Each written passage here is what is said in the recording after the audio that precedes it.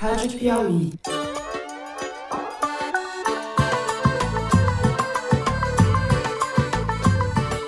Olá, sejam muito bem-vindos ao Foro de Teresina, o podcast de política da revista Piauí.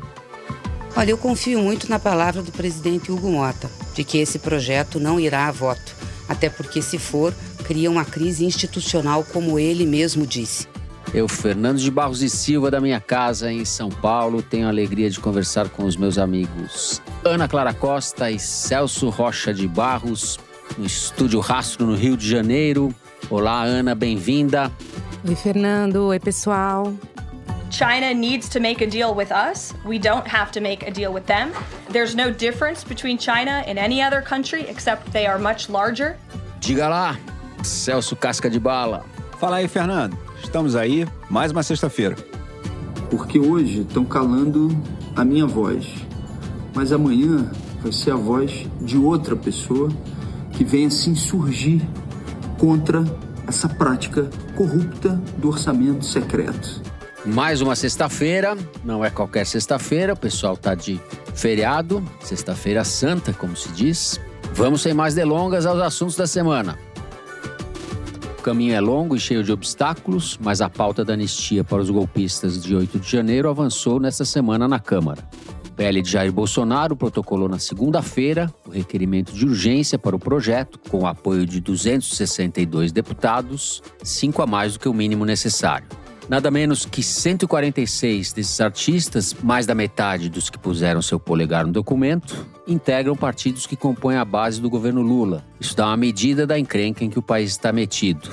O próximo capítulo dessa novela, que é o verdadeiro Vale Tudo brasileiro, ficará para depois dos feriados de Páscoa e Tiradentes. O presidente da Câmara, Hugo Motta, avisou que não pretende decidir sozinho e anunciou que deve levar a proposta ao Colégio de Líderes.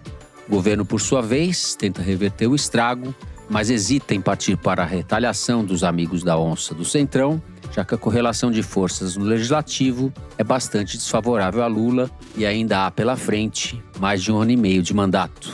A nota cômica dessa investida contra a democracia por parte da direita no Congresso fica por conta do Novo. Foi o único partido que deu 100% de seus votos, apenas 4, para o projeto. Nem o PL conseguiu isso. 2 de seus 92 deputados não assinaram o documento. É isso que a gente chama de coisas boas e coisas novas, mas as novas não são boas e as boas não são novas. No segundo bloco, a gente vai tratar da cruzada obscurantista de Donald Trump contra as universidades norte-americanas.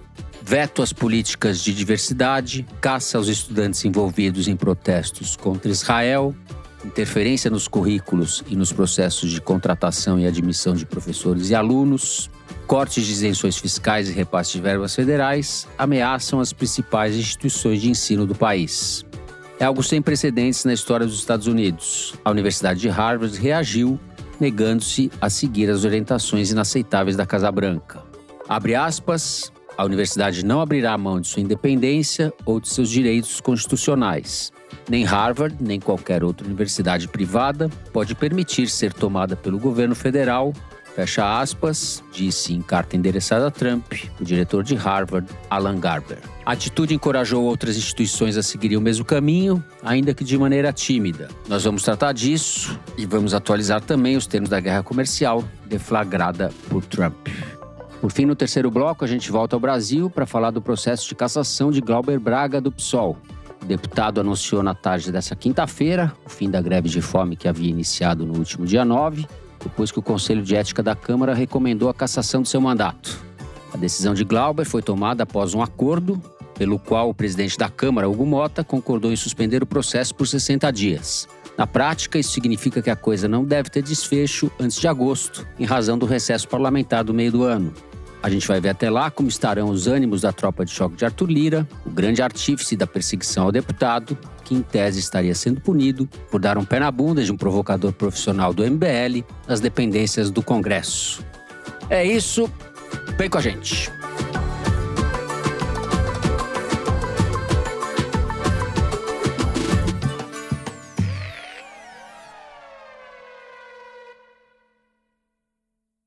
Muito bem, Ana Clara, vamos começar com você.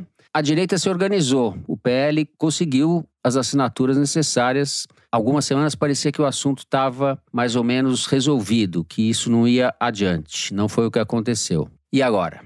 Bom, antes de qualquer coisa, quero lembrar aqui para os nossos ouvintes o que está em jogo.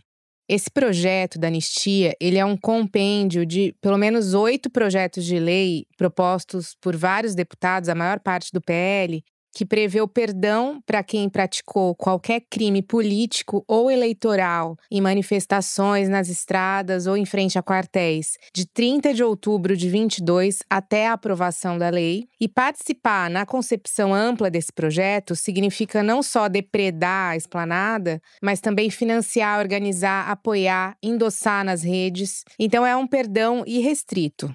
Um dos PLs que compõe esse conjunto de projetos, ele é de autoria do Alexandre Ramagem, do PL, né, do Rio de Janeiro, coincidentemente réu por tentativa de golpe.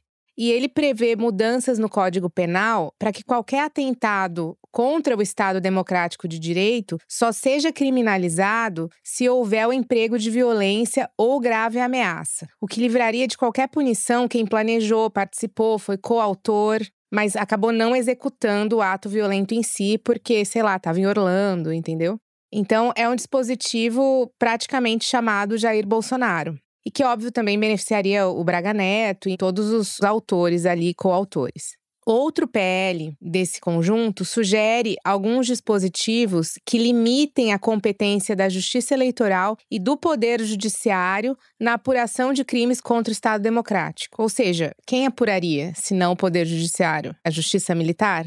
Então esse que é o pacotinho que recebeu mais de 260 assinaturas dos nossos deputados na semana passada. Agora, vocês acham que o deputado Lebrão, do União Brasil de Rondônia, que o deputado Luiz Fernando Vampiro, do MDB de Santa Catarina, vocês acham que eles leram esses 8 PLs? Vocês acham que eles leram?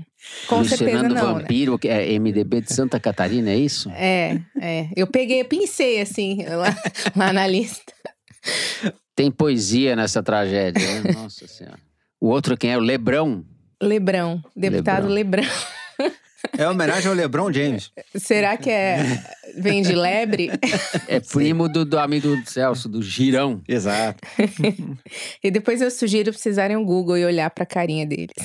Parece ataque de time, né? No ataque, Lebrão, Girão e Esquerdinha, né? E Vampiro. É Vampiro, é. Vamos lá. Bom, agora, se as coisas chegaram onde elas estão, tem alguns fatores que explicam. Primeiro, é a absoluta dedicação do PL a essa pauta. Então, a gente tem ali 90 deputados dentro do Congresso que só falam nisso, só pensam nisso, só articulam isso o dia inteiro. Ponto 2. A questão do orçamento, que só foi aprovado, a lei orçamentária só foi aprovada há poucos dias, o que gerou mais atraso na liberação de emendas, que é a única moeda que muita gente entende ali. Então isso foi um complicador. E teve um trabalho importante dos governadores bolsonaristas junto às suas bancadas estaduais. A Bela Megali publicou hoje no Globo que o Tarcísio foi fundamental para conseguir assinaturas em São Paulo, que ele trabalhou muito para isso nos últimos dias. E ele não fez isso nos bastidores, ele fez publicamente. A gente até falou aqui no episódio passado, né, que ele se manifestou publicamente, pressionou Alexandre de Moraes publicamente, disse que falaria com o Hugo Mota, então nada disso foi feito nas sombras. E tem uma questão de fundo que eu acho que ajuda a costurar tudo isso, que é essa guerra silenciosa entre o Congresso e o Supremo. Essa indignação, de certa forma, dos líderes partidários com os poderes do Supremo, essa sensação de que eles estão em constante pressão dos ministros do Supremo, de que qualquer passo fora da linha pode gerar uma reação do Supremo, que é, na verdade, acho que consolidada pelo caso das emendas, que começou com a Rosa Weber e hoje está com o Flávio Dino. Pelas pessoas com quem eu conversei, é o ponto central dessa guerra. E o Arthur Lira, ele é um dos principais articuladores disso. A anistia, embora ela tenha o PL e o Sóstenes Cavalcante na comissão de frente, ela tem toda a turma do Arthur Lira e do Ciro Nogueira na costura interna. Quando você olha as assinaturas, toda a tropa de choque do Lira tá lá. Porque é uma estratégia clássica do Lira, desde quando ele estava na presidência da Câmara, que é jogar os radicais ali na frente para criarem o caos e depois ele chega por trás costurando soluções, obviamente sempre mais palatáveis para a direita e, enfim, acaba se beneficiando disso, né? A velha tática de você criar o problema para vender a solução. E eles não têm o menor problema com o impacto que uma anistia teria para o cenário político do Brasil, se o resultado disso for emparedar o STF. Então, a gente pode atribuir essa força que está se construindo a 2 vetores. O PL, que quer a anistia para livrar o Bolsonaro, e o Centrão, Arthur Lira, sobretudo, que quer a anistia para emparedar o Supremo. E aí, o resultado disso é, basicamente, você descriminaliza o golpe de Estado. Passa a ser praticamente legal um golpe de Estado, pelas características desses 8 projetos de lei. E aí, diante do caos que seria essa aprovação da anistia, você tem várias pessoas se movimentando nos bastidores para flexibilizar as penas. O Michel Temer deu uma entrevista para a coluna da Malu Gaspar essa semana falando sobre isso. O Globo também fez uma reportagem sobre um possível acordo alternativo que o Hugo Motta está querendo costurar para tentar apaziguar os ânimos. Mas o que precisa ficar claro, eu acho, é que essas figuras ali tão distintas da nossa república, elas não estão muito preocupadas com a pena da cabeleireira golpista. Não é sobre isso. É sobre uma demonstração de força do Congresso contra o Supremo. E aí, só lembrando, né, que com essa questão das emendas que passaram a ser impositivas há alguns anos e do orçamento secreto, mais a postura autoritária do Arthur Lira na sua gestão na presidência da Câmara, o nosso parlamento se viu numa situação praticamente de onipotência. E o poder perante o executivo eles já têm, tá faltando o Supremo. Eu estava conversando com um interlocutor que tá falando com todas essas pessoas envolvidas e foi o que ele me disse, que a anistia ela é só um veículo para transportar todas as insatisfações contra os excessos do Supremo. Ela é uma forma, segundo ele, de repactuar a relação com o Supremo, né? Repactuar no sentido de subjugar, parece. Basicamente, esse é o xadrez que a gente está vendo hoje. Muito bem. Celso, a gente concorda com esse diagnóstico da Ana? Concordamos completamente. É exatamente isso. O projeto de anistia não é para livrar a cabeleireira, o pipoqueiro, o sorveteiro, etc. Para livrar o Jair, o Braga Neto. E uma coisa que eu acho que não está recebendo muita atenção, eu acho que esse projeto recebe muito apoio de gente que não foi indiciado, que não está sendo investigado, mas lembra o que fez o verão passado, entendeu? Lembra do que estava fazendo durante a ofensiva golpista. O Malafaia está em todas essas passeatas, porque em 2022 ele gravou vídeo pedindo que o Bolsonaro desse um golpe. Então o Malafaia não está lá preocupado com a cabeleireira, e aliás não está nem preocupado com o Jair, está preocupado com ele mesmo. O Sóstenes Cavalcante, que é o cara que está recolhendo essas assinaturas, é o cara do Malafaia no Congresso. Esses parlamentares bolsonaristas todos, vários deles deveriam ter sido caçados e presos pelo que eles fizeram naqueles meses. O deputado Felipe Barros do PL, do Paraná, ele foi naquela famosa reunião que eu sempre menciono aqui de 30 de novembro de 2022, ele pediu um golpe militar por artigo 142. Pediu abertamente no Congresso Nacional. E ele não só não foi caçado, investigado, etc., como ele é o atual presidente da Comissão de Relações Exteriores do Congresso. Então, tem muito golpista por aí que ainda não foi pego e que gostaria de uma anistia preventiva. Vai que um dia resolvem me investigar. Isso aí pode até, eventualmente, por uma consequência inesperada, beneficiar a maluca do batom ou o pipoqueiro, mas isso é para beneficiar o Jair, é para beneficiar o Braga Neto e é para beneficiar os caras que têm medo de um dia serem investigados, como é o caso do Malafaia ou desses deputados bolsonaristas todos. Porque, como disse a Ana, os termos do projeto são super amplos, entendeu? No relatório sobre o projeto, feito pelo deputado Rodrigo Valadares, consta que fica concedida anistia a todos que participaram de eventos subsequentes ou eventos anteriores aos fatos acontecidos em 8 de janeiro de 2023, desde que mantenham correlação com os eventos acima citados. E é o que ele falou semana passada. Se sair essa anistia, o Bolsonaro imediatamente vai passar a dizer o contrário que os advogados dele estão falando no STF. Né? E no momento ele está dizendo que o que ele fez em 2022 não tem nada a ver com 8 de janeiro. Se passar a anistia, na mesma hora ele vai dizer, não, quem fez 8 de janeiro fui eu. E eu tenho que ser anistiado nesse negócio. Porque, inclusive, o projeto de anistia restitui direitos políticos. Então, ele imediatamente estaria apto a ser candidato, inclusive. É uma pouca vergonha como... Cara, eu não diria com poucas coisas. Acho que nunca teve uma pouca vergonha nesse nível no Congresso brasileiro. E eu sei do peso do que eu estou dizendo, entendeu? Eu sei das coisas com as quais eu estou comparando esse negócio. E, como bem disse a Ana, a gente também quer punir as autoridades que puniram os golpistas. Então, na verdade, não é só que ele autoriza o golpe. O projeto de anistia dá o golpe, em certa medida. Porque ele, inclusive, vai dar margem para você fazer o impeachment dos ministros do STF, que combateram o golpe. Você poderia fazer uma limpa na Polícia Federal para tirar os policiais federais que investigaram os golpistas, como o Trump está fazendo no FBI, com os caras que investigaram a tentativa de golpe do Trump em 2021. É um negócio gravíssimo. E, como bem disse a Ana, o Vampiro e o Lebrão podem até ter assinado sem saber o que era. E, aliás, eu duvido que eles já tenham assinado alguma coisa sabendo o que era. O fato é que o que eles assinaram é gravíssimo. E, enfim, o projeto de anistia legaliza o roubo do voto de pobre, né? Porque foram os pobres brasileiros que elegeram o Lula em 2022 e salvaram a democracia. Legaliza a formação de quadrilhas de golpistas dentro das Forças Armadas, prontas para usar as armas da República para defender sua facção política. Porque é bom lembrar também, até prenderam alguns generais, parabéns para as instituições brasileiras, mas o grosso dos caras com quem eles contavam para dar o golpe dentro do exército estão lá ainda. Eles estão quietinhos porque estão com medo de ser presos. Se você anistiar os caras que estão sendo julgados, eles vão voltar a se assanhar. A anistia legaliza o assassinato de adversários políticos, legaliza a censura à imprensa e legaliza a destruição não só de quadros e estátuas de alto valor artístico, mas das instituições democráticas, do Estado de Direito e da lei. Aquela maluca do batom que vandalizou a estátua da Justiça, ela queria vandalizar o que estava sendo retratado na estátua. Ela queria vandalizar a justiça. Por isso que esse pessoal que vai usar esse projeto específico para cobrar cargos do governo, cara, para ganhar emenda parlamentar, entendeu? Você cruzou uma linha, cara. Mesmo pro padrão histórico da política brasileira. Isso já não é mais presidencialismo de coalizão. Você tá aceitando arriscar o jogo que te faz ser deputado, entendeu? O jogo que faz você ter esses privilégios todos que você tem, inclusive. É um nível de responsabilidade, um nível de molecagem desses caras que estão assinando esse pedido de anistia, que é realmente chocante. E aí a gente não pode deixar de mencionar o nosso amigo governador Tarcísio de Freitas, que segundo o Sóstenes Cavalcante, o Tarcísio ajudou a colher assinaturas, ele e o Cláudio Castro, governador do Rio de Janeiro. E aí, a gente vai continuar chamando o cara que tá fazendo anistia para golpista de centro-direita, de moderado, de, enfim...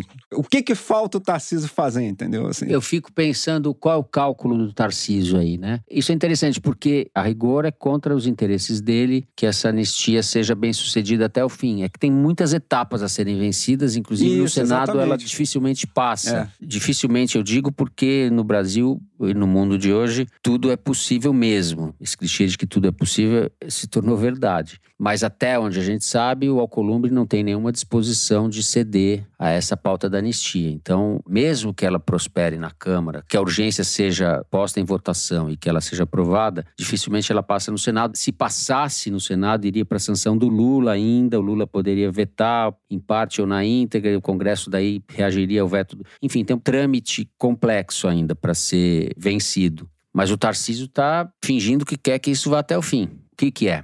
A primeira coisa é, ele gostaria que o Bolsonaro fosse preso, porque daí não tem... Desculpa, o Bolsonaro poderia concorrer sem parecer que tá traindo, né? Exato, que é uma coisa que ele não quer. Ele não quer, e ele tem falado isso para várias pessoas, ele não quer ser o Dória. Ele tem falado essa frase para as pessoas, que ele não quer ser o Dória. Mas a questão é a seguinte, vamos supor que o Bolsonaro seja preso. A primeira coisa que ele vai ter que compor com o Bolsonaro para fazer uma aliança com o PL para a eleição de 2026 é a anistia do Bolsonaro, que é uma coisa que colocaria ele, em caso de vitória, hipotético caso de vitória, em rota de colisão com o Supremo no primeiro dia de governo, né? Ele anistiar o Bolsonaro. Então, essa anistia agora, ou pelo menos a batalha dele por essa anistia, o livraria numa hipótese dele ter que negociar essa anistia com o Bolsonaro. Porque assim, isso tá certo, que ele negociaria com o Bolsonaro anistia pro Bolsonaro em troca de apoio. Isso tá dado. Inclusive, o Bolsonaro conta com isso.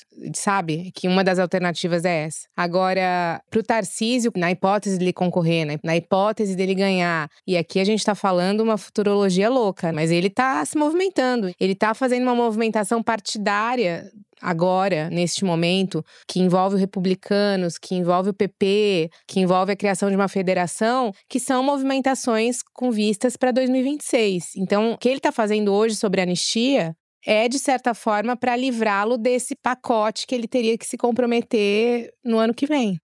Faz sentido isso tudo. O Tarcísio, como diz o Celso, está dificultando a vida de quem quer chamar ele de democrata, né, Celso? Todo dia ele dificulta um pouco. Assim, se você pretende ganhar a vida ano que vem dizendo que o Tarcísio é democrata, é uma boa hora para você pedir aumento, viu? Porque realmente ficou mais difícil a sua tarefa. Tem a dificuldade do governo para lidar com essa situação, né? Aí tem uma história essa semana que eu não sei se é verdade, mas se for, é um escândalo, cara. Que o governo teria começado a mapear que deputado ganhou qual cargo no governo para poder punir o cara que votar a favor da anistia. Então, o que me choca nessa história não é a questão da anistia. O que me choca é começar a mapear agora. Agora. Tem 2 anos de governo e ninguém tem uma planilha com qual cargo foi distribuído para qual aliado no Congresso em troca de quê? De votação no Congresso? Isso é a Casa Civil que faz, né? O que aconteceu na Casa Civil esses anos, então? O que o Rui Costa estava fazendo, cara? Porque isso é para ser feito no primeiro dia. Se isso realmente não estava mapeado, aí, enfim... Essa é a explicação para tudo que aconteceu nos últimos 2 anos e o resto é excesso de conceito. É isso. Bom, vamos encerrando o primeiro bloco do programa por aqui. Fazemos um rápido intervalo. Na volta, vamos falar de Donald Trump e universidades. Já voltamos.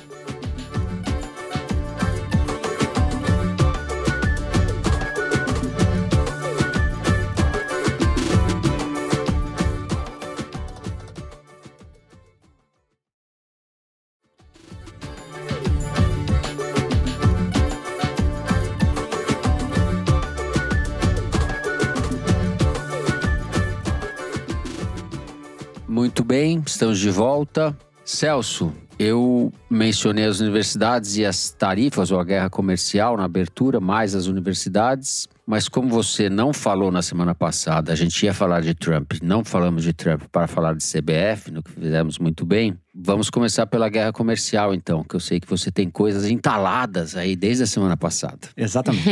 Então, Fernando, todo mundo tá, obviamente, olhando para quanto tá a tarifa, se sobe, se desce, esse tipo de coisa, né? E o Trump deu uma recuada aí em várias das tarifas, né? Mesmo após o recuo, a mudança é muito grande, porque 10% de tarifa para todo mundo é muito mais do que os Estados Unidos cobravam. Em geral, o país rico cobra tarifa baixa, a União Europeia também cobra. Aquelas tarifas que estavam lá naquela tabela de boteco lá que o Trump apresentou quando fez o discurso dele, aquelas tarifas que ele botou lá para a União Europeia, tudo mentira, tudo errado. Aquilo lá, enfim, ele que inventou. Então, os Estados Unidos cobravam tarifas baixas, 10% é bem mais. Então, já é uma porrada grande no comércio mundial. E a guerra comercial contra a China só acelera. E isso é um golpe duríssimo na economia mundial. Se você fez redação de escola sobre globalização nos últimos 30 anos, você deve lembrar da história de que hoje em dia um carro tem, sei lá, o motor feito na China, o freio feito na Alemanha, ele é montado no México e finalizado nos Estados Unidos, aquelas coisas todas. Agora, você imagina se todas essas etapas tiver tarifa. O que acontece com o preço desse carro? Essa produção se torna completamente inviável. As tarifas do Trump bagunçam completamente as cadeias produtivas globais, entendeu? Por isso que os economistas estão dizendo, cara, assim, tem dano já feito pelo que ele fez, entendeu? Mesmo se ele voltasse atrás em tudo que ele fez. E isso é só o começo do problema. Porque, primeiro, a crise comercial com a China pode piorar, porque a China também não está com vontade de ceder nesse negócio. Parte dessa briga é uma briga geopolítica, uma briga por hegemonia mundial e, assim como os Estados Unidos quer mandar para o mundo a mensagem que é capaz de dobrar a China quer mandar para o mundo a mensagem que os Estados Unidos não é capaz de dobrá-la. Esse negócio pode ser muito ruim para todo mundo. Mesmo que você veja umas análises localizadas dizendo assim, o agronegócio brasileiro pode ganhar com um negócio lá que o Trump fez, aí a China vai comprar da gente. Pode ser que setores específicos ganhem, mas no longo prazo a questão é quem afunda menos, porque o golpe, a porrada na economia mundial pode ser muito grande. E a China não é mais o país que era até recentemente, que era um país que atraía investimento só pelos salários baixos, né? Durante muitos anos foi isso. A China atraía investimento porque, enfim, é uma ditadura que o sindicato não pode reivindicar nada e os salários são baixos. Mas já faz tempo que não é só isso. Já faz tempo que eles montaram uma infraestrutura muito boa, que eles têm pesquisa, que eles têm política de ciência e tecnologia. O CEO da Apple falou numa entrevista, não, a gente manda a fábrica para a China já faz muito tempo que não é por causa de salário. É por causa de mão de obra especializada, porque o trabalhador de uma fábrica que produz chip é um cara altissimamente qualificado. É uma tarefa altissimamente complexa. E ele diz, na China você enche um estádio com esses caras. Tem mais condições de sobreviver a uma guerra comercial com os Estados Unidos do que teria alguns anos atrás. E aí, isso também não é o pior. O que fez o Trump recuar das tarifas foi um início de turbulência no mercado de títulos da dívida americana. Porque, para reformular uma piada que circulou na época da crise de 2008, se o mercado de ações quebrar, você estoca ouro. Se o mercado de títulos quebrar, você estoca comida, entendeu? Porque a situação realmente vai pro buraco mesmo. Os títulos da dívida americana são o padrão pelo qual o risco de todos os outros investimentos do mundo são avaliados. Quando você diz que o investimento tem risco 0,5 a 0,5 a mais do que o título da dívida americana, que é o zero para todas essas medições. Porque o pessoal sempre achou que o risco dos Estados Unidos dar um calote na sua dívida é zero. E aí, ele passa a ser o padrão para um monte de coisa, mundo afora. A começar pelos juros que as pessoas nos Estados Unidos vão pagar por hipoteca para comprar casa, para financiamento de carro e mais um monte de coisa. Então, se você tiver desconfiança nesse mercado, se o valor desses títulos começar a flutuar muito, o sistema econômico internacional entra em confusão. O valor das coisas deixa de ser muito claro. As expectativas da economia passam a ser completamente imprevisíveis. Ninguém tem um modelo para saber o que acontece nesse caso, porque basicamente esse caso, se acontecer, já nem precisa mais de modelo. Foi tudo pro buraco. E o que aconteceu quando o Trump fez a palhaçada dele lá das tarifas foi que começou a ter um movimento muito raro. Porque, primeiro, começou a subir o juro que os caras estavam pedindo para comprar título da dívida americana. Isso é ruim pelos motivos que eu disse agora. Mas não é só isso. Em geral, a Bolsa de Valores e o mercado de títulos americanos são alternativos. Ou seja, se você está querendo segurança, você vai para o título da dívida. Se você quiser mais risco, você vai para a Bolsa. Então, quando a Bolsa quebra, todo mundo vai para o título da dívida americana. Se a Bolsa quebrou e mesmo assim os caras não foram para o título da dívida americana, sugere uma desconfiança esquisita aí. E a mesma coisa vale para o dólar. Em geral, quando tem uma crise, inclusive nos Estados Unidos, todo mundo vai comprar dólar, porque o dólar não é só usado nos Estados Unidos, é a moeda do comércio mundial. Então você teve também uma crise grande da Bolsa de Valores americana. E o dólar caiu. Então, tanto o dólar quanto o título da dívida americano se moveram na direção contrária que eles costumavam se mover até hoje, enquanto todo mundo achava que as duas coisas tinham risco zero, que as duas coisas eram o padrão internacional. E alguma coisa subiu? Subiu ouro, subiu umas coisas assim bem características de estar tudo indo pro buraco, sabe? Subir ouro, em geral, só é uma boa notícia pro cara que tá com ouro na mão mesmo, porque numa situação normal, o ouro não é para ser um grande investimento. E aí, se vocês acham que isso já não estava ruim o suficiente, a The Economist fez uma matéria dia 16 falando como poderia acontecer uma crise do dólar, né? E eles estão falando que não só tá tendo essa desconfiança, e aliás, a gente não sabe se essa desconfiança voltaria a ser zero. Mesmo se o Trump voltasse atrás em tudo, porque de agora em diante você sabe que pode acontecer um governo americano e resolver brincar com isso. Então, além dessa desconfiança, o Trump pretende arrebentar as contas públicas americanas. O Congresso americano está aprovando, acho que um esboço de orçamento, uma coisa assim, que nos cálculos da The Economist poderia ter um efeito sobre o déficit maior do que o valor do corte de imposto no primeiro mandato, o gasto extra de combate à pandemia e o programa de investimentos públicos do Joe Biden somados. Então, assim, não é só aqui que o mercado enche o saco com o déficit público, não. Se os caras veem o déficit público americano estourando e os títulos balançando e o dólar balançando, ninguém nem sabe o que acontece numa situação dessa, entendeu? Porque não aconteceu. A situação semelhante que eles lembraram foi uma confusão de mercado de títulos, no caso dos títulos britânicos, que derrubou a Liz Truss, uma primeira-ministra conservadora britânica, que foi a primeira-ministra de menor mandato na história. Ela ficou tão pouco tempo que os caras apostaram uma corrida entre ela e uma alface. Eles ligaram uma câmera no alface e foram ver o que acontecia. A Liz Truss cair ou o alface estragar. E o alface ganhou da Liz Truss. Porque ela anunciou um plano econômico muito ruim, entendeu? E aí, quando começou a dar bagunça no mercado de títulos, os próprios conservadores falaram: minha senhora, desculpa, deu errado, boa sorte pra senhora nas suas próximas atividades na vida. O troço é muito grande, o negócio é muito sério. E aí, pode ter alguém aqui que se fala: eu não gosto dos Estados Unidos, eu acho mal barato que o dólar deixe de ser moeda de reserva internacional, não me interessa essa coisa de mercado de dívida americana. Então, amigão, o problema é o seguinte: não tem nenhuma outra alternativa no momento ao dólar e à dívida americana. Porque, por exemplo, a moeda chinesa não tem a menor condição de substituir, porque a China mexe com o câmbio artificialmente para favorecer exportações. Então, você não sabe qual vai ser o valor da moeda chinesa daqui a algum tempo. Ao passo que o dólar, justamente um dos motivos que fazia ele ser a moeda de reserva é ninguém brincar com ele. Entrava governo, saía governo, várias ideologias, vários programas, ninguém mexia no dólar. A zona do euro ainda tem um monte de problema e, aliás, tem risco da extrema-direita ganhar nos outros países lá e resolver fazer uns Brexit da vida. Aí tem uns malucos dizendo: não, mas pode ser que no futuro seja uma criptomoeda, uma coisa qualquer, moeda de reserva internacional. Isso está completamente longe de qualquer realidade plausível no momento. Vamos lançar aqui o Celso Coin. Exatamente, que você já pode começar a depositar. É o mesmo cara que faz a moeda do Milei, me propôs esse negócio aí.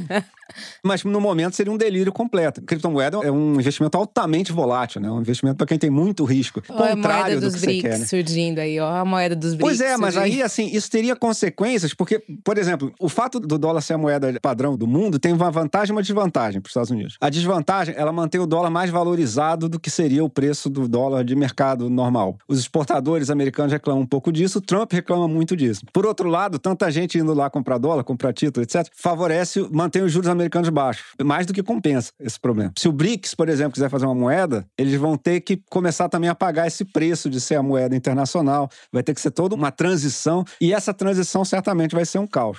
Realmente, eu queria achar uma boa notícia aqui para falar sobre isso, mas não deu. E nem falamos de universidade ainda, vamos falar agora. Ana Clara. Bom, sobre universidade, acho que a gente está vendo aí ao longo dos dias as coisas se desenrolando, né? Começou há mais ou menos umas 2 semanas, quando o governo anunciou o congelamento de repasses federais para as principais universidades, tanto públicas quanto privadas, mas o foco principal são as universidades privadas, sobretudo as que formam a Ivy League, que são aquele conjunto das mais prestigiosas universidades americanas. E Harvard é a principal delas. E esse congelamento, ele tem, na verdade, várias faces que, na verdade, acabam escondendo o real objetivo dele, que é a questão da agenda woke das universidades, das políticas de diversidade, que ele quer que sejam descontinuadas de qualquer forma. Então, ele usou a premissa de um suposto antissemitismo que estaria acontecendo nas universidades para entrar com a imposição de regras que o governo julga viáveis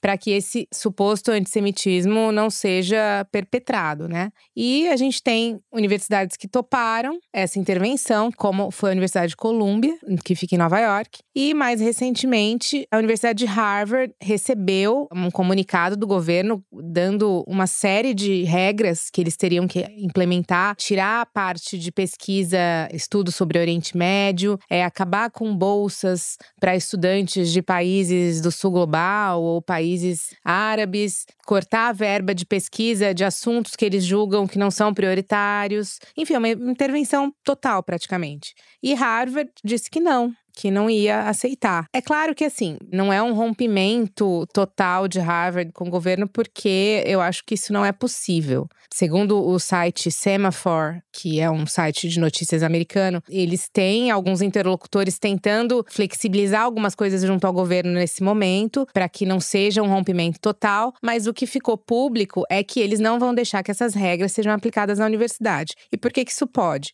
Porque Harvard vive de doações, que eles chamam de endowment. Na verdade, é um fundo patrimonial que alunos, ex-alunos, empresas, financiadoras de pesquisas acabam colocando esse dinheiro ali justamente para financiar a universidade. O fundo de Harvard é de 53 bilhões de dólares. É o maior fundo de endowment de uma universidade americana. Então, ela pode se permitir abrir mão desses repasses do governo, pelo menos até agora, até a situação se acalmar. E foi o que ela fez. Aparentemente, Columbia não pôde. E as outras universidades que ainda têm endowments menores também não puderam. Mas o fato é que tem uma outra coisa que eles estão querendo fazer com as universidades americanas, que é o seguinte: é uma segunda etapa, que também foi uma apuração do Semaphore. Além de querer dizer o que vai poder ser feito como política nas universidades, ou seja, a questão da diversidade e tudo mais, eles querem entrar nos investimentos financeiros desses fundos de endowment, esses fundos patrimoniais. Eles querem ver em que esses fundos estão sendo investidos, porque esses investimentos são privados. Você consegue ver isso nas universidades públicas, nas privadas não dá para saber. Mas há uns think tanks americanos mais ligados ao Partido Republicano que mapeiam com informações de bastidor, não sei exatamente, mas eles mapeiam esses investimentos. E aí esses think tanks têm dito ao governo e têm publicado relatórios de que as universidades como Harvard fazem investimentos na China, investimentos em energia limpa, e o Trump não quer que seja investido o dinheiro da universidade em energia limpa. Basicamente é isso. Nem na China, nem em países com os quais os Estados Unidos não têm relações amigáveis. Então, a próxima fase da intervenção vai ser nas características de investimento dos endowments, que a gente não sabe ainda como que isso vai ser feito, mas segundo essa reportagem, nessa próxima fase, as universidades que não aceitarem expor as características de investimento dos seus fundos poderiam ter contestado o status de isenção fiscal pelo IRS, né, que é a Receita Federal deles. Então, eles usariam a receita deles para cortar as isenções, além de cortar os repasses, agora cortar as isenções de quem não abrisse os investimentos. É muito assustador esse ataque à autonomia das universidades, né? A autonomia é o coração, é o cerne da vida universitária. Ver isso acontecendo nos Estados Unidos é muito impressionante, Celso. Me lembrou uma matéria que o Rafael Cariello fez para Piauí sobre o Orbán, as investidas do Orbán contra as universidades na Hungria. Da Europa Central, A Universidade da Europa Central. que era financiado pelo George Soros, e o Orbán tirou a universidade do país. E era uma ótima universidade. O Tiago Amparo, que é colunista da Folha, é um grande cara, ele estudou lá. Conheceu bem lá. Era uma universidade de muito boa qualidade. Em primeiro lugar, vamos lembrar como é triste alguém desmontar o que são essas grandes universidades americanas, né? Assim, se você pegar essa região de Boston, por exemplo, que você tem Harvard, MIT, aquelas coisas. Cara, é uma das maiores concentrações de produção de conhecimento da história da humanidade, cara, entendeu? Um negócio tipo Florença renascentista, assim, uma coisa bizarra. E você tem uma questão... ele vai estragar essa parte. Você tem a questão dos hospitais universitários que são financiados com parte de Receita Federal, né? Pois é uma daquelas coisas que é fácil de quebrar e difícil de reconstruir, né? Eu acho que Harvard tem mais Nobel do que eu tenho de vida, né? Não é isso? É bem possível. Harvard tem é bem possível. Dezenas de prêmios Nobel. Pois é. O cara lá no departamento de medicina de Harvard fala que tem um Nobel. Acho que aí daí, rapaz. Todo mundo aqui tem. Mas enfim, se vocês pegarem o podcast do New York Times, o The Daily, eles entrevistaram um cara chamado Christopher Rufo, um imbecil que é o autor de um livro que é a inspiração para muita coisa que os republicanos estão fazendo contra as universidades. Se você assistir a entrevista desse cara, você vai sair bastante assustado, a não ser que você seja fascista, e aí para você isso aqui é Natal, entendeu? Vai ser o dia mais feliz da sua vida, é o dia que você ouviu esse negócio aqui. Primeiro, a grande objeção dele às universidades é a ação afirmativa. O objetivo dos republicanos é tirar negros e negras da universidade. O foco desse negócio. E ele diz mesmo, a direita aprendeu o quanto de poder que ela tem institucionalmente e agora vai começar a usar. E no final da entrevista ele diz, não, isso aqui é o teste beta. A gente está só começando para ver se funciona, para ver se a gente consegue fazer esse começo, para ver se dá para ir mais longe. Mas o plano da gente é ir muito mais longe. E ele diz, eu não vou dizer o que a gente pretende fazer. O objetivo deles é fazer uma reforma incomparavelmente mais radical de desmonte das universidades americanas. Cara, que é um dos principais ativos dos Estados Unidos. É uma das coisas que a China gostaria de ter, entendeu? É um negócio que todo mundo gostaria de ter, um negócio daquele. As universidades europeias, as grandes universidades europeias, sofrem por perder vários dos seus melhores pesquisadores para as universidades americanas que pagam melhor. E que não só pagam melhor, mas tem uma grana para fazer pesquisa que é violentíssima. O cara desmontar isso do país dele é realmente, como eu já disse, é um nível de responsabilidade que você nunca tinha visto. Independente até do fascismo, do autoritarismo, etc. Sim, muito assustador isso tudo. E tem gente saindo do país já. Exato. O Jason Stanley, né, que era professor de Princeton, se não me engano, ele foi pro Canadá já, né, entendeu? E é um cara que escreveu um livro sobre como o fascismo funciona, ou seja, não é um cara mal informado sobre essas coisas, né? Agora, falando em malucos, que você citou esse que foi entrevistado pelo The Daily, eu queria só concluir citando um segundo maluco. Tem um artigo do Washington Post que foi publicado em 7 de abril, em que a colunista Karen Tumulty relembra que essa fixação do Trump por tarifa, voltando ao assunto da tarifa, remonta a um maluco, cujo nome é Lee Iacocca, que nos anos 80 era CEO da Chrysler, a fabricante automotiva. Naquela época, o Lee Iacocca era uma celebridade, era um executivo celebridade. Era best-seller dos anos 80. Exato. E ele publicou uma autobiografia na época ali, que talvez algum ouvinte que viveu nos anos 80 se lembre. E uma das coisas que o Lee Iacocca defendia era que os Estados Unidos usassem tarifas contra o Japão, porque naquela época o Japão estava entrando muito pesado no setor automotivo americano, com a Toyota, e em tudo que era eletrônico. Então, assim, o Walkman era da Sony, videocassete da Sony, para quem sabe o que são esses artefatos pré-históricos, entendeu? Naquela época isso era tudo que havia, né? E ele, enfim, estava indignado e queria que o Japão fosse destruído, porque era como se o Japão fosse suplantar o poder americano, o poder da indústria americana. Então ele defendia muitas tarifas justamente para garantir aquela produção. E o Trump começou a ficar louco por esse cara e a dar várias entrevistas dizendo que esse cara estava certo. E ele chegou a gastar $100 mil da época em anúncios de jornais, New York Times, Washington Post, etc. Isso o Trump, tá? Para falar sobre como o Japão tinha que ser aniquilado com tarifas. E deu entrevistas para a CNN e tal. O Japão era a bola da vez. E aí, curiosidade, essa autobiografia do Lee Iacocca, que é o outro guru do Trump, que vendeu tanto nos anos 80, tinha um capítulo 28, que chamava Make America Great Again. Aí… Então, está tudo lá. Que bonito. Muito bom. É daí que vem muita coisa, assim. A gente fala do Peter Navarro, que é o ideólogo das maluquices econômicas, mas eu acho que tem coisas mais profundas. O Lia Coca, para mim, eu ia falar para nós, já incluindo o Celso, mas eu que sou mais velho, né? Era um nome muito frequente, mais famoso que o Fukuyama. Como o Fukuyama foi o fim da história, o Lia Coca era saía trecho dele nas revistas, saía. O cara era celebridade internacional de primeira grandeza. Eu fui apresentada essa semana. Pois é. Você é jovem. Mas agora a gente sabe de onde veio o plágio, né? O Maga Plágio. Ótima menção. A gente vai encerrando, então, o segundo bloco do programa por aqui. Vamos fazer um rápido intervalo. Na volta, vamos falar da cassação do deputado Glauber Braga. Já voltamos.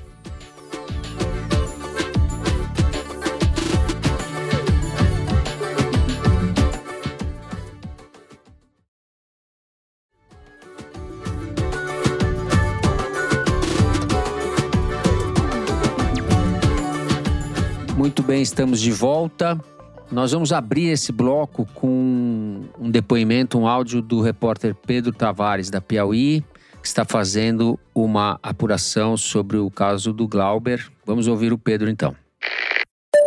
Alô, Fernando, Ana, Celso e ouvintes. Pois é, eu acompanhei ontem o anúncio do fim da greve de fome do Glauber, né? Que durou aí 9 dias. E nesse período, nesse processo, ele perdeu quase 5 quilos. O que a gente teve de novidade agora, né? Além de, claro, o fim da greve de fome. É uma garantia por parte do Hugo Motta de que até o segundo semestre esse tema não vai ser votado em plenário, que era justamente uma preocupação que o pessoal tinha, né? Dessa aceleração que estava tendo no processo de cassação do Glauber. E o Hugo Motta disse também que vai respeitar ali os 60 dias, que é o que prevê o regimento, né? Ali depois vem o recesso parlamentar, em julho. Então a gente está falando aí de até agosto, no mínimo, que vai ser um tempo que o Glauber e o PSOL vão aproveitar para promover articulações e debates, né? Eu acompanhei o Glauber desde o início da semana por uma matéria que a gente publicou no site da Piauí ontem. E o que eu pude notar, né, nesses dias por lá? O deputado ele ficou ali no plenário 5 do anexo 2 da Câmara, que é o mesmo lugar onde foi o Conselho de Ética que votou a favor de sua cassação.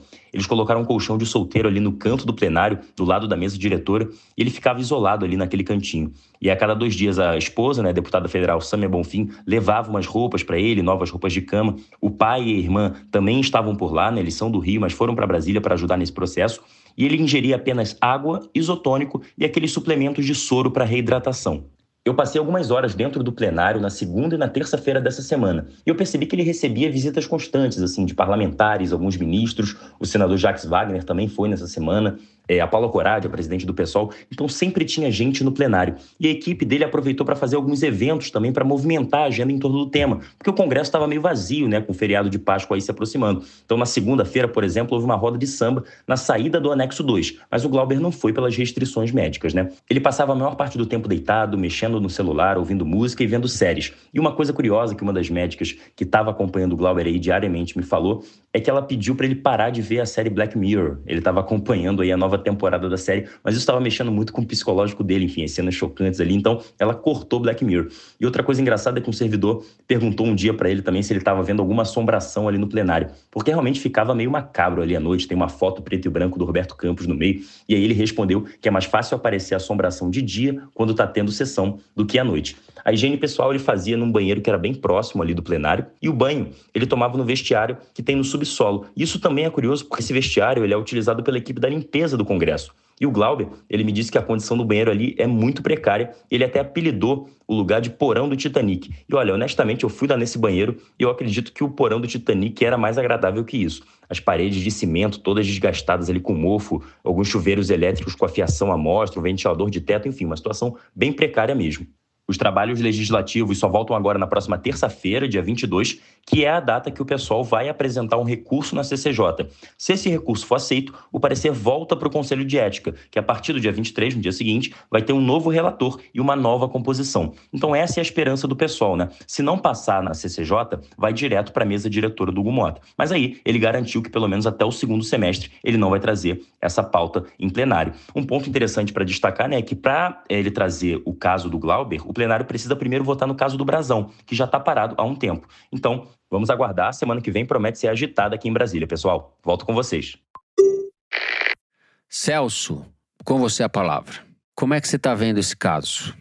Fernando, eu acho um caso sério. Bom, deixa claro que eu discordo do Glauber Braga sobre muita coisa. Eu acho as opiniões dele no PSOL sobre economia muito ruins. A tendência dele no PSOL, o MEIS, o Movimento Esquerda Socialista, entregou as 3 únicas abstenções da reforma tributária do Lula. Uma delas foi o Glauber, por uns motivos muito ruins, assim. Então, eu discordo das posições dele sobre um monte de coisa. Concordo com outros. Agora, ninguém tem que ser caçado por discordar de mim. E se tivesse, eu tenho uma lista de gente muito maior, assim, o Glauber entraria lá no finalzinho. Os bolsonaristas que têm que ser caçados, inclusive, não deviam ser caçados, porque eu discordo deles. Deviam ser caçados por ter tentado um golpe de Estado. E o nível de barbaridade que já foi feito no Congresso, quase sempre por deputado de direita, vale dizer, faz o chute do Glauber lá no extremista do MBL parecer um cafuné, né, cara? Assim, é um negócio que não tem nem comparação. O Bolsonaro defendeu o Ustra no voto do impeachment, gente. Se ele não foi caçado por quebra de decoro parlamentar ali, é difícil caçar alguém. E é bom lembrar, ele defendeu o Ustra no voto de impeachment, achando que era o Ustra que tinha torturado a Dilma. Que ele chama o Ustra de o terror de Dilma Rousseff no voto. Não foi o Ustra, ele tá errado. Mas é isso que ele queria fazer. Ele queria dizer pra presidenta que estava sendo empichada, hoje é um dia de festa pro cara que torturou você. Mas o Ustra era o chefe da tortura no DOI-CODE, né? Mas acho que, tanto quanto eu saiba, não era ele o responsável pela prisão da Dilma. Sim. Falei em universidade estrangeira, alguém conhece um caso desse em qualquer parlamento do mundo? Que aconteceu uma coisa tão abjeta quanto essa? Ninguém conhece. Deve ter sido o evento mais bizarro da história parlamentar mundial. E não aconteceu nada com o cara. O cara se elegeu presidente, o Centrão todo apoiou ele. Se esses caras não foram caçados, um monte de gente já fez coisas muito piores. Eu sempre falo aqui da reunião de 30 de novembro de 2022, falei já no primeiro bloco, vou ficar falando isso até morrer, que os bolsonaristas foram lá em pleno Congresso pedir golpe de Estado. Ninguém ali foi caçado, ninguém foi investigado, punido de qualquer coisa, ninguém tomou advertência verbal. Então, assim, o Glauber chutou a bunda lá do cara do MBL. Eu acho que ele tem que ser punido. Assim, eu não acho que o parlamentar tem que fazer isso nas dependências do Congresso. Agora, a punição tem que ser proporcional. Você pode ter pena de advertência verbal até a suspensão do mandato por alguns meses, umas coisas dessas. Assim, você pode fazer isso e pronto. É óbvio que ele não está sendo punido por causa disso, por chutar a bunda do cara do MBL. Ele está sendo punido porque ele brigou com o Arthur Lira, o que é bastante público, né? Ele denunciou orçamento secreto. Então, essa não é uma punição ao Glauber Braga, não é uma punição só ao PSOL, mas é uma punição contra todo mundo que tentar fazer o papel de grilo falante, de consciência do Congresso. Tentar ser uma minoria mínima, que não tem grande chance de influenciar as grandes questões, mas que vai ficar ali falando a verdade sobre o que está acontecendo no Congresso, né? Que é um papel necessário, eu acho. E aí eu acho que é isso que o Congresso está tentando punir. E a propósito, o MBL, que fez aquelas passeatas todas em 2016 pelo impeachment, dizendo que lutava contra a corrupção, agora está se prestando esse papel, né? Vai produzir o primeiro mártir do orçamento secreto, né? Vai produzir o primeiro cara que tomou um pé na bunda e aí vai causar a cassação do cara que denunciou orçamento secreto. Bonito papel, hein, MBL? Fica aí meus parabéns. Enfim, se o Glauber foi condenado, se ele for cassado, vai continuar tendo gente batendo um no outro no Congresso. Agora, vai ter menos gente denunciando o presidente da Câmara quando ele fizer as barbaridades que o Arthur Lira fazia. Perfeito.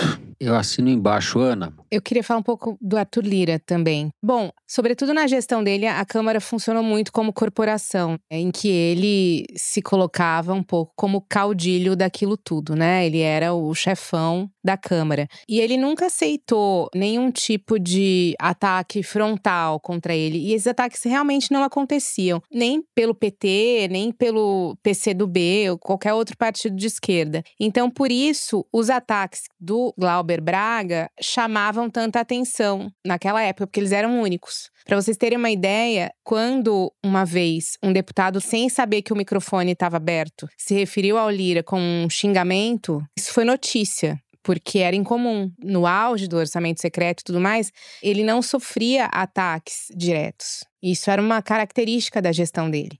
E é uma característica autoritária que era também na condução da pauta. O Arthur Lira era autoritário como presidente, né? Então você não pode falar nada de mim e a pauta vai funcionar do jeito que eu quiser e de uma forma até truculenta. Eu não sei se vocês se lembram, quando a deputada Thalíria Petroni, também do PSOL, se referiu a ele como racista numa comissão, ele interpelou extrajudicialmente a Thalíria. Associações tiveram que sair em defesa dela, ele queria partir para cima dela, porque ele considerou que ela atacou a honra dele ao dizer que ele era racista. Então, quando o episódio do MBL aconteceu, o Arthur Lira viu espaço para entrar arrebentando. E a única forma dele recuar teria sido alguém do círculo próximo dele tentar convencê-lo a desistir. Mas o deputado Glauber Braga não tinha relação com ninguém próximo dele. Hoje, parece que algumas pessoas, alguns líderes partidários estão entrando ali como bombeiros, né? Eu ouvi de uma fonte que o Kassab estaria aí tentando atuar ali em favor, porque recebeu o pedido de alguém. E o Hugo Motta também, ele não gostaria de ele fazer essa cassação. Mas você também tem ali acontecendo na Câmara essa disputa de poder um pouco velada ali do Arthur Lira, querendo mandar de alguma forma, continuar mandando, mesmo tendo saído da presidência. Isso acho que também faz parte do jogo. Agora, para os deputados que estão ali no Conselho de Ética, a conta que eles fazem é a seguinte: vou me indispor com o Lira, que ainda mantém uma certa posição de poder, para salvar o mandato do Glauber Braga? Provavelmente a maioria vai dizer que não.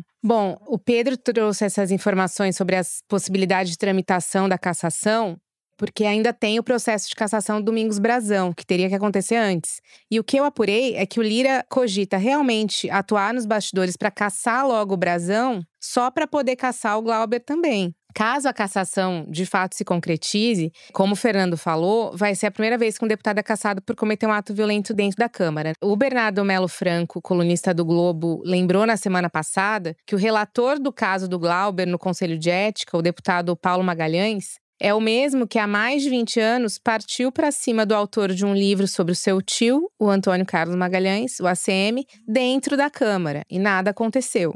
Além do Chiquinho Brazão, que é acusado de ser o mandante do assassinato da Marielle e ainda tem mandato. O Bernardo também lembrou que o deputado delegado da Cunha, que virou réu por violência doméstica depois de bater e ameaçar a ex-mulher, e o que aconteceu com ele? Uma censura verbal do Conselho de Ética, ou seja, nada. E aí, eu peguei mais alguns casos que eu acho que podem ilustrar alguma coisa. Durante a votação do impeachment, como o Celso bem disse, o Bolsonaro cometeu a violência de evocar o nome do Ustra. E depois o João Willis cuspiu nele. Quem foi alvo de processo do Conselho de Ética por quebra de decoro foi o João Willis, claro. Mas não foi cassado. Em 2000, o Luiz Estevão, que era senador, foi acusado pelo colega João Capiberibe de corrupto e partiu para cima dele no Senado. Ele foi cassado, mas não porque ele bateu no João Capiberibe, sim porque ele estava enrolado no caso de corrupção, o que mostrava que a acusação do João Capiberibe não estava totalmente falsa. Tanto que ele foi preso, condenado e preso anos depois. E todos os parlamentares cassados no Brasil depois da redemocratização têm a ver com crimes cometidos, ou seja, corrupção, crime eleitoral, até mesmo assassinato, como no caso da Flor de Lis. Com esse histórico, fica difícil a gente achar normal uma cassação por um chute depois de a pessoa xingar a sua mãe, né? Porque o pessoal divulgou um vídeo do cara assediando o Glauber em várias situações, em vários eventos. Esse sujeito do MBL é um delinquente, né? Chamar de manifestante é uma concessão que a gente faz. Ele é um delinquente, provocador delinquente, um sujeito realmente que representa o MBL. E o Arthur Lira é um gangster. Essa eventual cassação do Glauber vai premiar o gangsterismo do Arthur Lira, que é uma espécie de 2.0 do Eduardo Cunha. A gente sabe disso. É nisso que a gente está metido. Falo isso e endosso todas as ressalvas que o Celso fez, embora eu adoraria dar um pé na bunda do sujeito do MBL. Um parlamentar não pode fazer isso. Não pode fazer isso. E ao reproduzir a violência física, ou ao reproduzir a agressividade desses provocadores, o sujeito está avalizando um comportamento em que a direita vai ganhar sempre. A extrema-direita vai ganhar sempre, porque é o elemento deles. A gente vai estar daí, peixe na água, se a gente envereda por esse caminho. Então é isso. Vamos terminando o terceiro bloco do programa por aqui. Fazemos um rápido intervalo. Vamos para o Kinder Ovo. Já voltamos.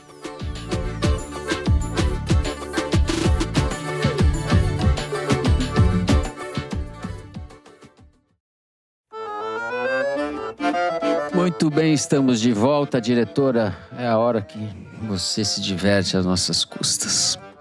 Solta aí, Mari.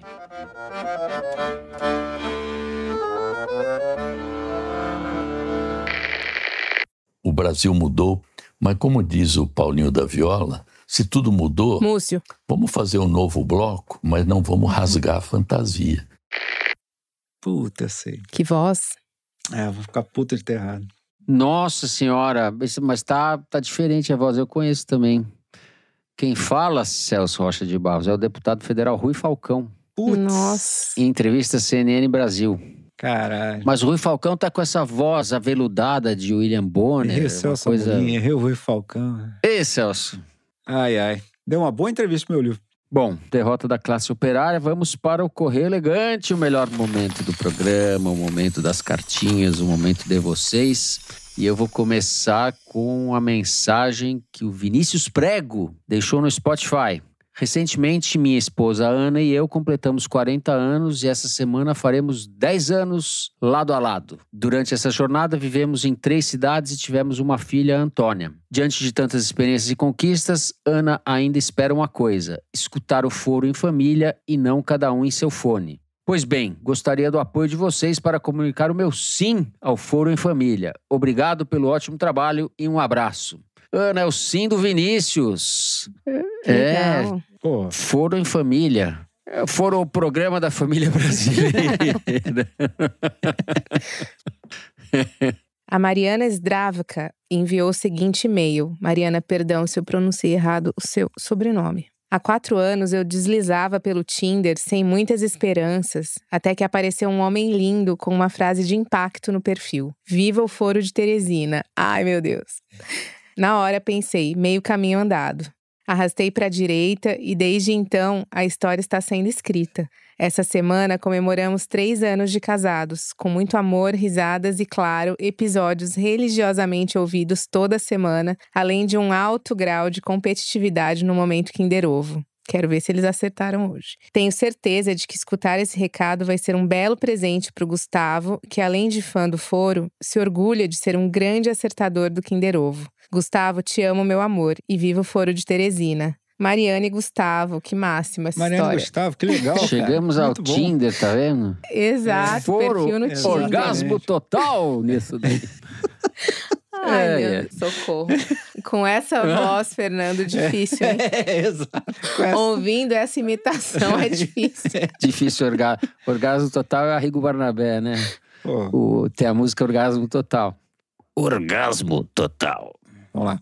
No YouTube, a @Valdânia foi sucinta e a Mari selecionou o comentário dela para ver se ela fica feliz como a Mariana, do Correio da Ana. Ela postou somente: nunca receberei uma cartinha carinhosa no Foro de Teresina. E isso é triste. Pô, gente. Não é mais triste, tá vendo? Maravilhosa, Mari. Tá vendo? Exatamente. Maravilhosa. Ó o carinho da nossa diretora. Exatamente. Com nossos ouvintes. Valeu, Valdânia. Bom, a gente vai encerrando o programa de hoje por aqui. Se você gostou, não deixe de seguir e dar 5 stars pra gente no Spotify. Segue no Apple Podcast, na Amazon Music, favorita na Deezer e se inscreva no YouTube. E no site da Piauí você encontra agora a transcrição do episódio. Isto é novo, a diretora me lembra. O Foro de Teresina é uma produção da Rádio Novelo para a revista Piauí. Durante a licença maternidade da Evelyn Argenta, a coordenação geral é da Bárbara Rubira, a direção é da Mari Faria, com produção e distribuição da Maria Júlia Vieira. A checagem é do Gilberto Porcidônio, a edição é da Bárbara Rubira e do Thiago Picado. A identidade visual é da Amanda Lopes, a finalização e mixagem são do João Jabassi e do Luiz Rodrigues, da Pipoca Sound. Jabassi e Rodrigues também são os intérpretes da nossa melodia tema. A coordenação digital é da Bia Ribeiro, da Emily Almeida e do Fábio Brizola. O programa de hoje foi gravado no Estúdio Rastro do Dani Di, no Rio de Janeiro, na minha casa em São Paulo. Eu me despeço então dos meus amigos. Ana, tchau. Tchau, Fernando. Tchau, pessoal. Feliz Páscoa para os de Páscoa. É isso, Celso, tchau. Até mais, Fernando. Até semana que vem. E feliz Páscoa para quem é de Páscoa. Feliz Páscoa para quem é de Páscoa. Ótima semana a todos e até a semana que vem.